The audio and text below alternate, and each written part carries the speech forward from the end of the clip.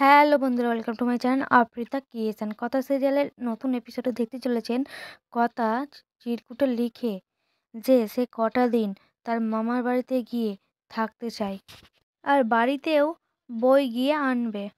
সব কিছু লিখে টেবিলের ওপরে চিঠি রেখে গুয়ো বাড়ি থেকে বেরিয়ে আসে। এদিকে পিয়া কথাকে দেখে বাড়ি থেকে বের হওয়ার সময় লুকিয়ে পড়ে। কথার মনে খটকা লাগে আর বলে, কেউ আমাকে দেখে সরে গেল মনে হয়। না, আমার মনেরই ভুল। পাচক মশাই ঠিকই বলে, আমি মাসি পিসিদের মতো করি বলে কথা অটোতে উঠে চলে যায়। এদিকে কথা গোবরডাঙ্গায় আসলে কথার মামা মামি আর জুনি খুব খুশি হয়ে যায়। ওদিকে এভি ঘুম থেকে উঠে কথার লেখা চিঠিটা পড়ে জানতে পারে যে কথা গোবরডাঙ্গায় গেছে। এটা নিয়েই চিৎকার রাগারাগি করতে থাকে এভি। এই চিৎকার শুনে সবাই সেখানে ছুটে আসে আর কথার লেখা চিঠিটা সবাইকে দেখায় আর বলে, আমি আজকেই ওকে গোবরডাঙ্গাতে ফিরিয়ে আনবো।